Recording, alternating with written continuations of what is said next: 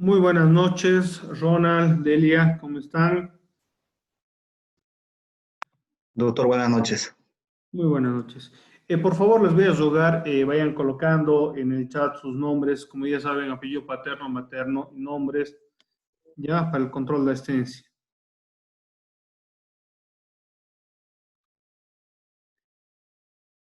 Edwin, buenas noches.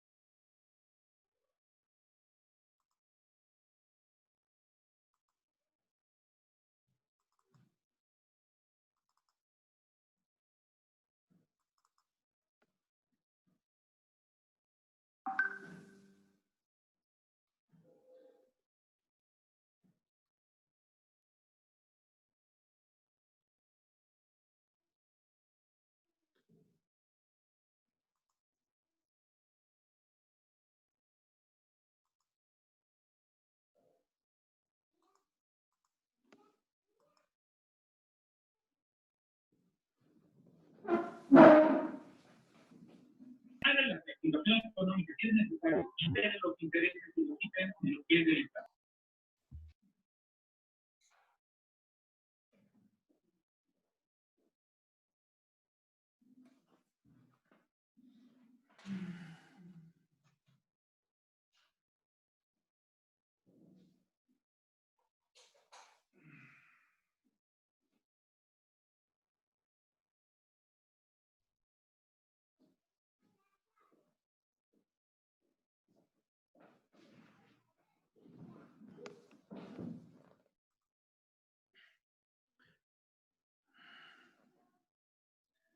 Muy buenas noches.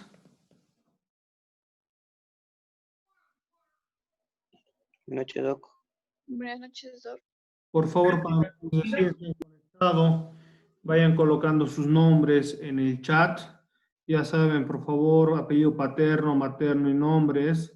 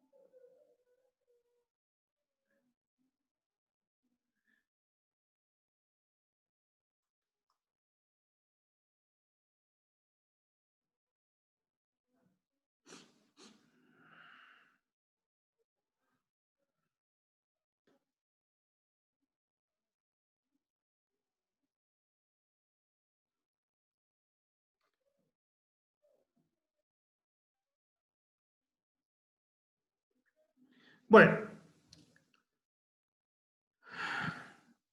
por favor van a estar atentos cuando les vaya preguntando. Ya voy a ir preguntando a cada uno y voy a ir tomando nota a los que toman atención y los que no, ya saben, se les va a tomar como que no están asistiendo a clases. ¿Ya? Eh, bueno, en la anterior clase habíamos estado viendo lo que era un poco la introducción de nuestra materia, ¿no? Que es la práctica forense penal 2, ¿no? Que es lo que tenemos que ver en este semestre. Les había dado un poco un vistazo, una un vistazo de lo que vamos a ir viendo en el transcurso de la materia. Y les había pedido un poco que vayamos revisando los códigos, ¿no? Eso tiene que estar revisando constantemente porque en base a estos vamos a estar viendo algunos puntos. Vamos a ver qué es. Uy, esto se va. A ver.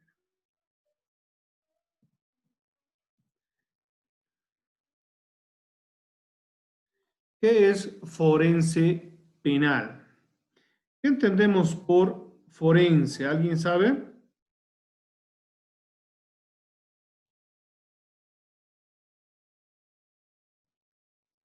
¿Qué entendemos por la palabra forense? Y lógicamente con la palabra penal, que es obviamente el área de lo que vamos a llevar en el transcurso del semestre en esta materia, ¿no? ¿Alguien sabe qué es forense? Doctor, buenas noches. Muy buenas noches.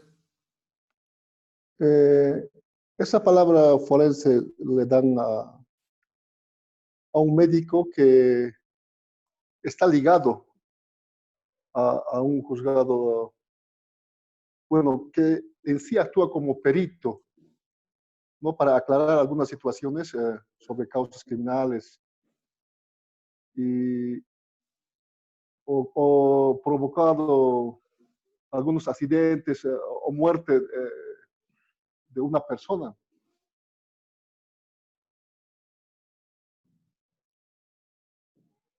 Estaríamos hablando, en ese caso, al que señala usted, al médico forense penal, ¿ya?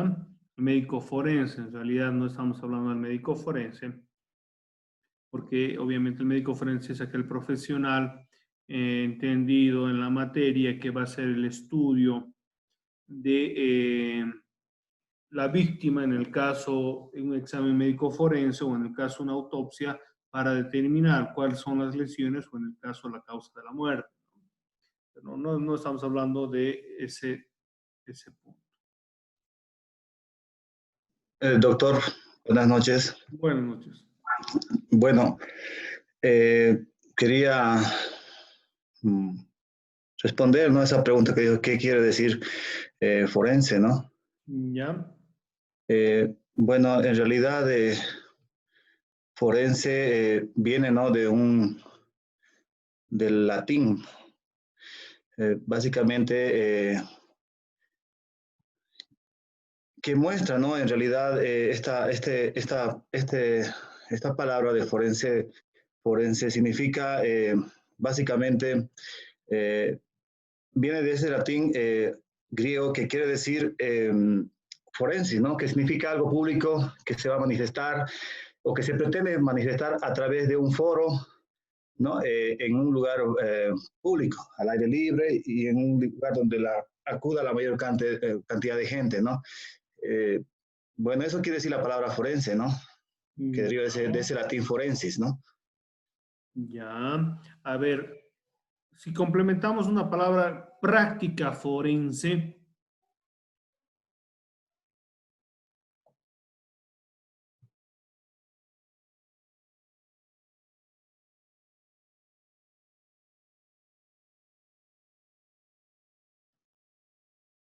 ¿nada?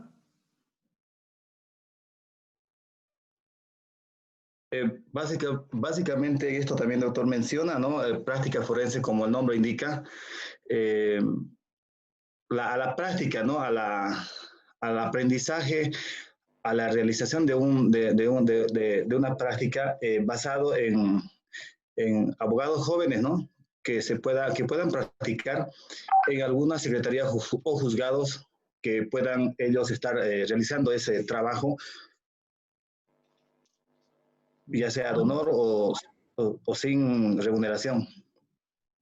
Ya, está bien, ya nos estamos acercando. Vamos a ver que en nuestra materia práctica forense penal,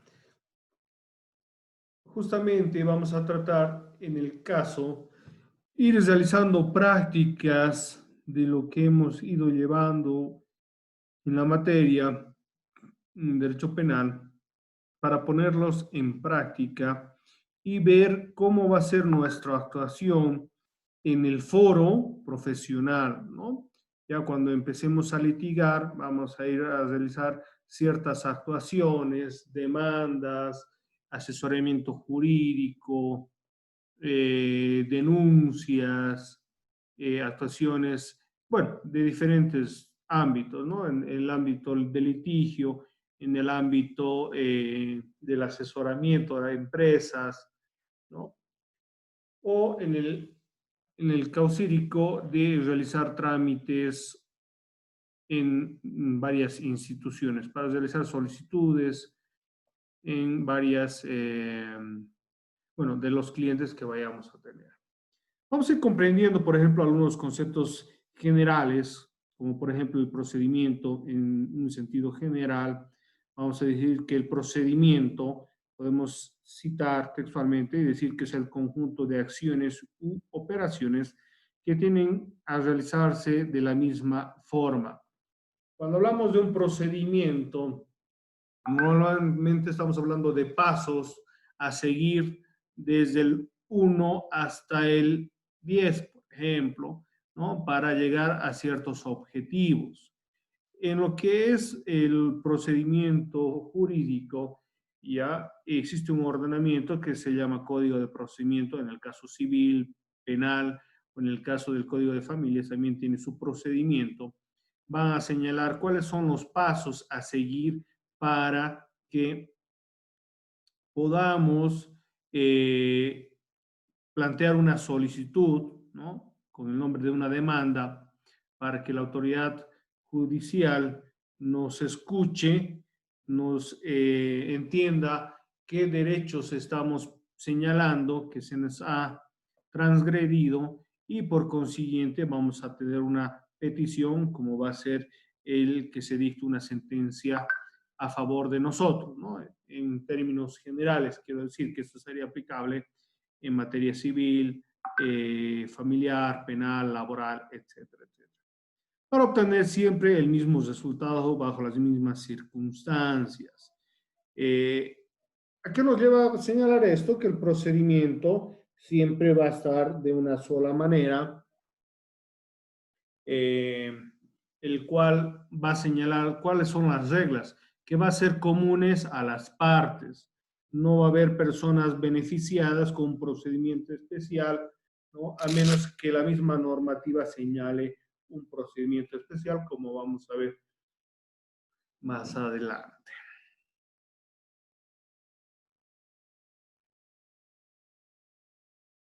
¿Qué es el derecho procesal?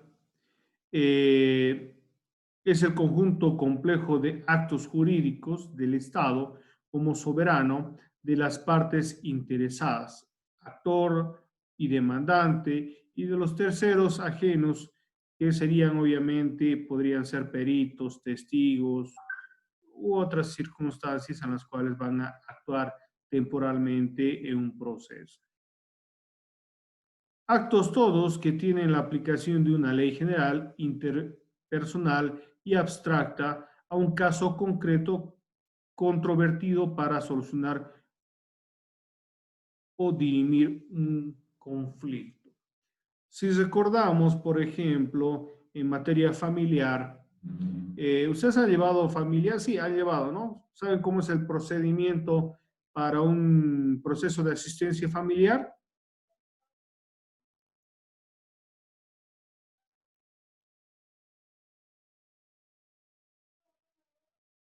Para utilizarlo como ejemplo.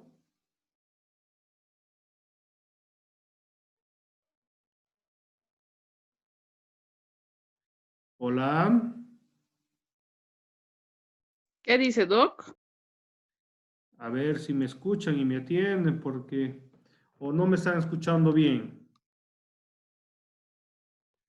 Entrecortado, yo lo escuché por eso. Todo se corta, Doc. ¿Sí? Qué raro, no estoy con ningún problema de red ahorita. Bueno. Les hacía una pregunta y les decía de que si se acuerdan el procedimiento de la asistencia familiar. para poner ejemplo a lo que sería un proceso en términos generales.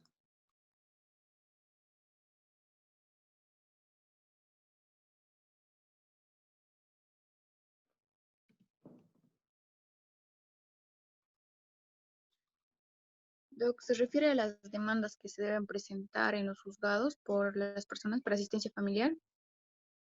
A ver, vamos a ir ejemplificando, ¿no? Cuando nos encontramos en una circunstancia en la cual dos personas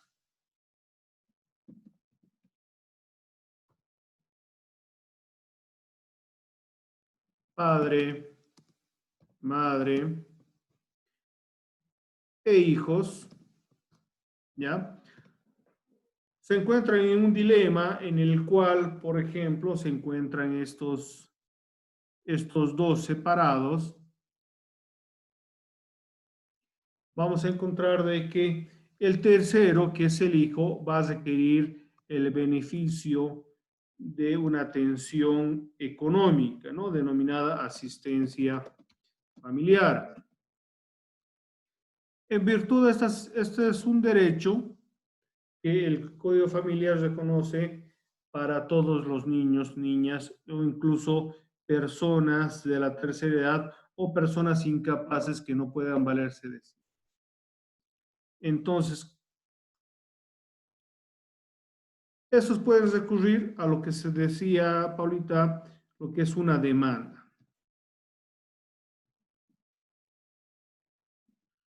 Una demanda de asistencia familiar,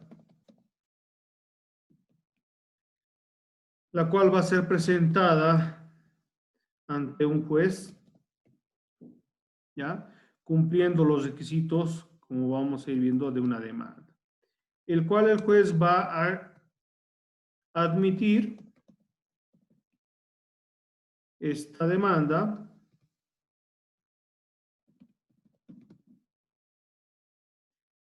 o será traslado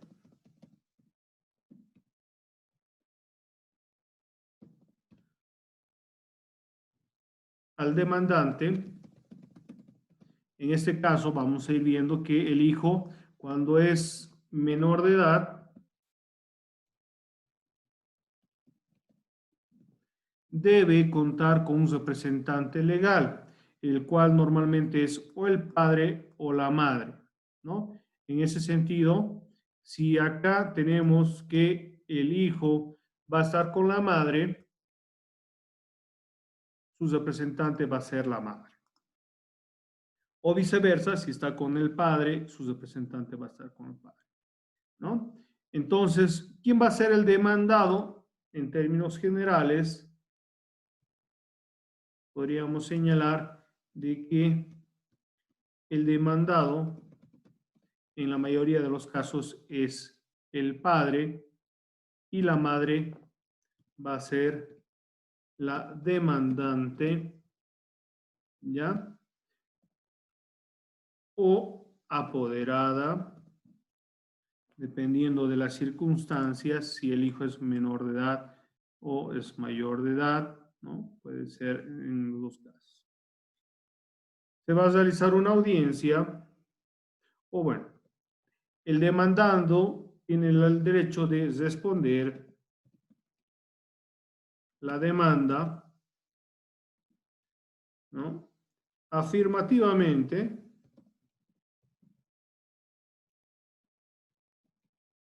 o negativamente. ¿A qué se refiere esto? De que va a aceptar lo señalado por el demandante en la demanda o va a negar los extremos que señala este en la misma. Se va a realizar una audiencia preliminar, ¿no? Que en algunos casos es conciliatoria,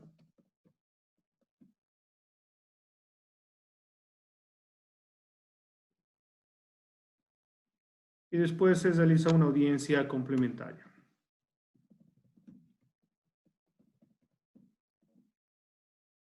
donde ya se va a definir si es procedente la asistencia familiar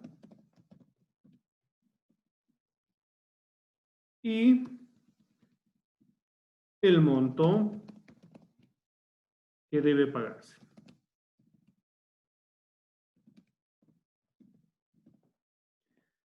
¿Ya? Que esto va a estar reflejado en lo que va a ser una sentencia que va a fijar la asistencia familiar.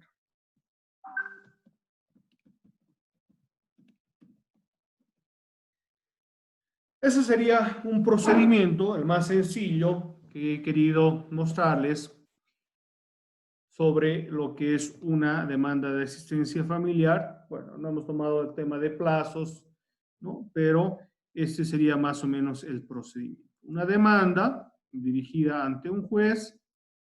Este juez va a ver si corresponde, admite la demanda, cosa traslado al demandante para que éste responda de manera afirmativa o negativamente. Se va a señalar una audiencia preliminar, ¿no? Que en el caso es conciliatoria para ver si las partes pueden llegar a un acuerdo y concluye de esa manera. Si no, una audiencia complementaria para ir definiendo si es procedente o no la asistencia familiar y por consiguiente se fijará un monto de asistencia familiar. Que esto va a estar señalado en una sentencia que también se realizará en el mismo momento de la audiencia completa, ¿no? Esto sería, este procedimiento se va a dar siempre, en cualquier momento en el cual se plantee una demanda de asistencia familiar. En ese sentido, cuando estamos hablando de un procedimiento en términos generales,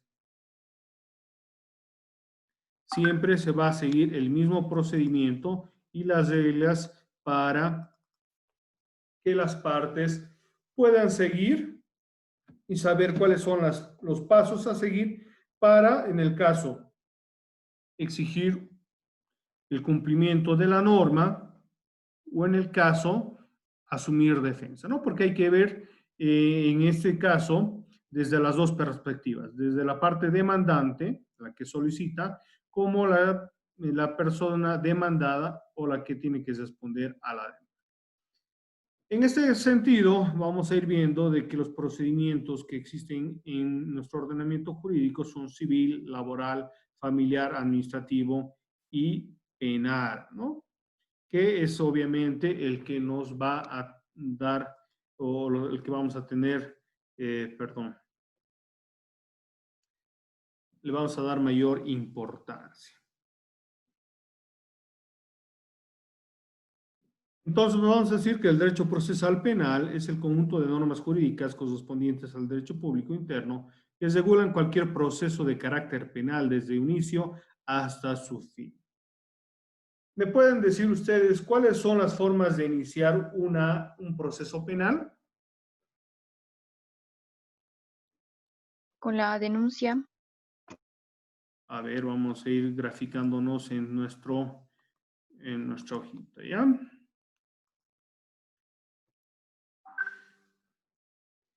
Inicio del proceso penal.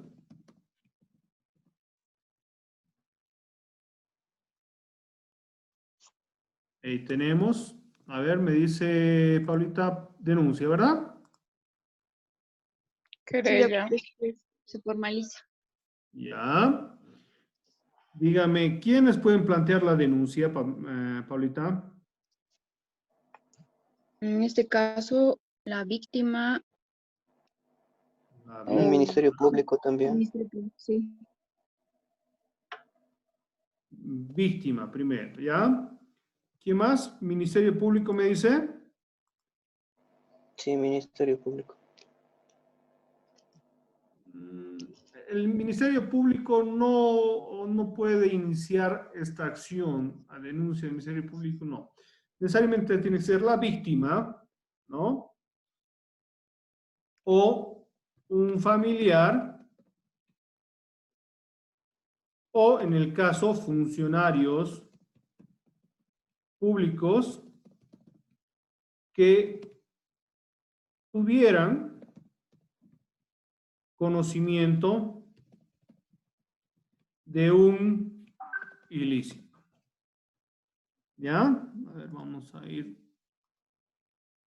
Aquí está.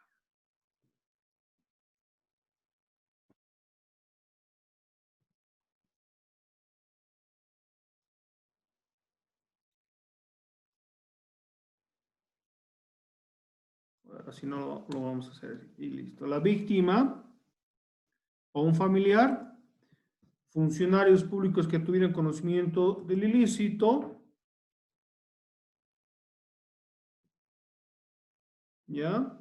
O puede ser de oficio. ¿Por qué creen que cualquier persona o un familiar podría presentar una denuncia? A ver, pondremos un caso concreto. ¿Qué delito quieren tomar?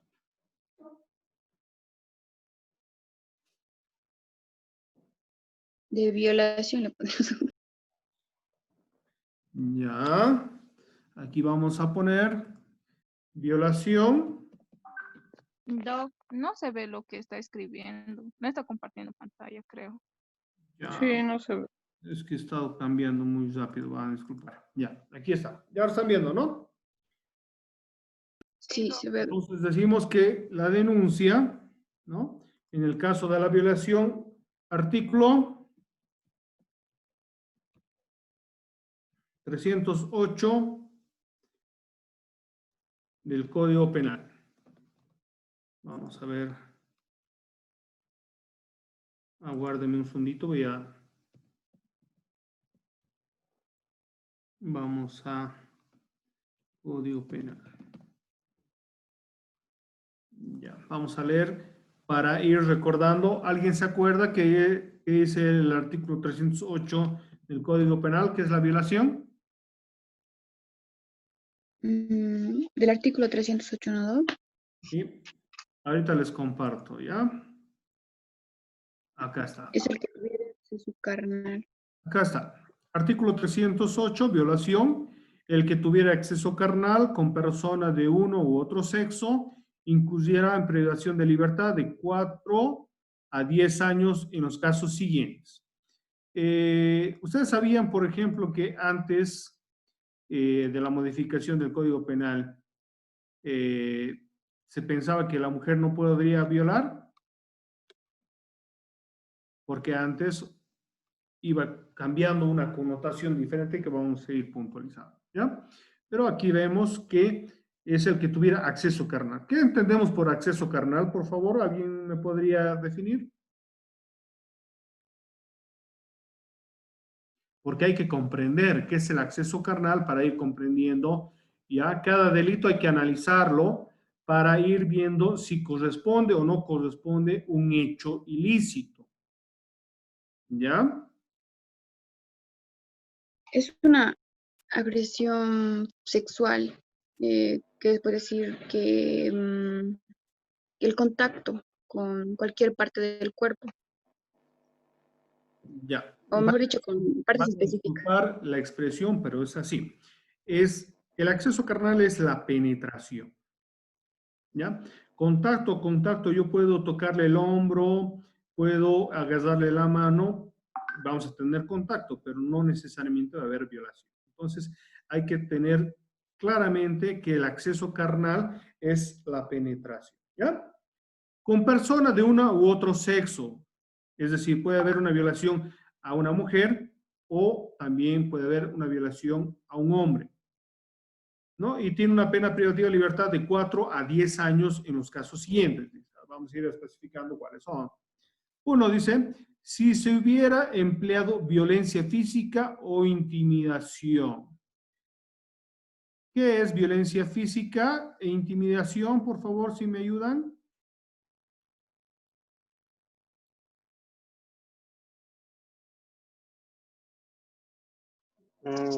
Cuando usa la fuerza, Doc.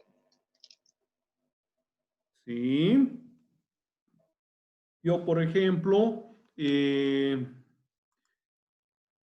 agredo a una señorita, ¿no? Mediante la fuerza, le obligo a tener relaciones sexuales, ¿no? Intimidación, ¿qué sería?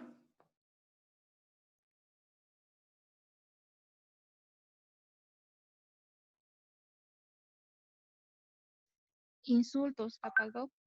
No, los insultos no son intimidación. Yo le puedo decir, Amenaza. digamos, a una persona aurorista, pero no lo voy a...